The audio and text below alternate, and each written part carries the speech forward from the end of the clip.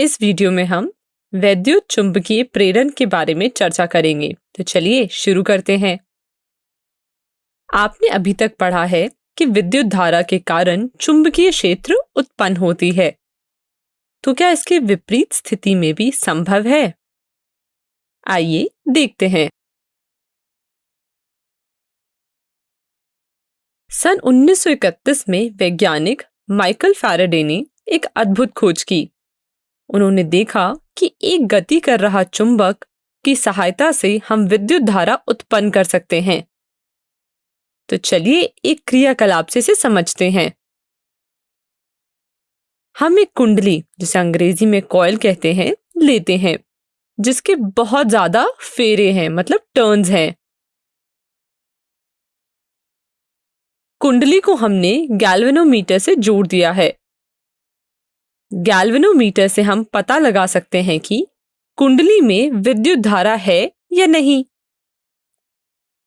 सबसे पहले हम कुंडली को स्थिर रखते हैं और चुंबक के उत्तरी ध्रुव को कुंडली की ओर लेकर जाते हैं और फिर कुंडली से दूर हटाते हैं।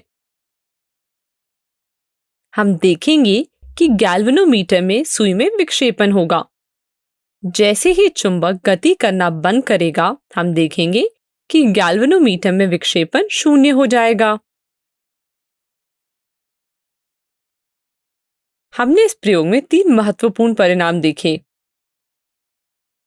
पहला, चुंबक की गति की वजह से कुंडली में विद्युत धारा फ्लो होने लगा। दूसरा, चुंबक की गति की दिशा विपरीत होने पर सुई की विक्षेपण की दिशा भी विपरीत हो गई। तीसरा, जैसे ही चुंबक ने गति करना बंद किया, सुई में विक्षेपण भी शून्य हो गया। चलिए अब इनका कारण जानते हैं। चुंबक को जब हम कुंडली की ओर लेकर जाते हैं और फिर दूर लेकर जाते हैं, तो कुंडली के आसपास चुंबक की चुंबकीय क्षेत्र में बदलाव आता है। माइकल फैराडे ने कहा था कि इसी चुंबकीय क्षेत्र में बदलाव के कारण विद्युत धारा उत्पन्न होती है।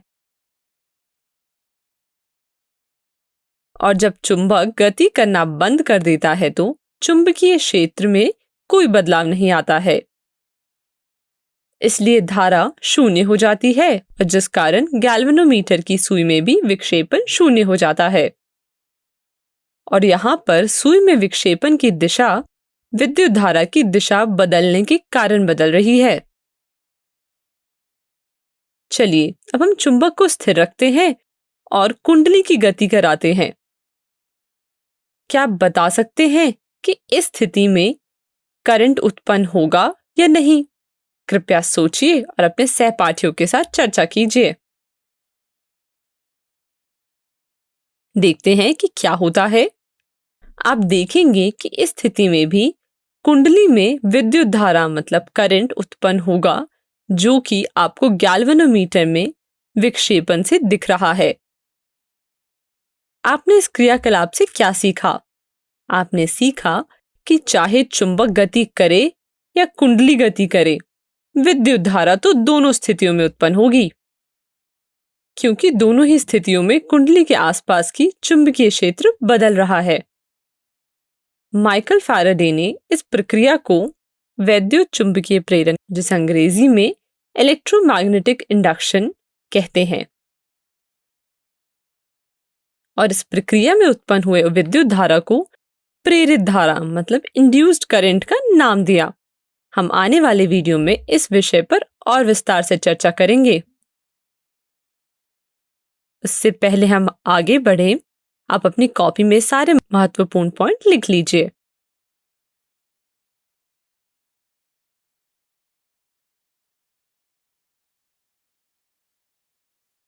चलिए अब आपसे एक सवाल पूछते हैं। सवाल कुछ इस प्रकार है।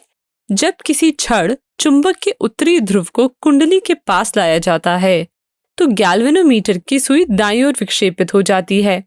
अब छड़ के दक्षिणी ध्रुव को कुंडली के पास लाया जाता है, तो सुई किस दिशा में विक्षेपित होगी?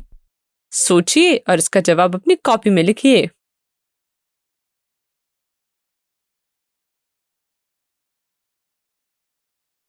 चलिए अब इसका आंसर देखते हैं।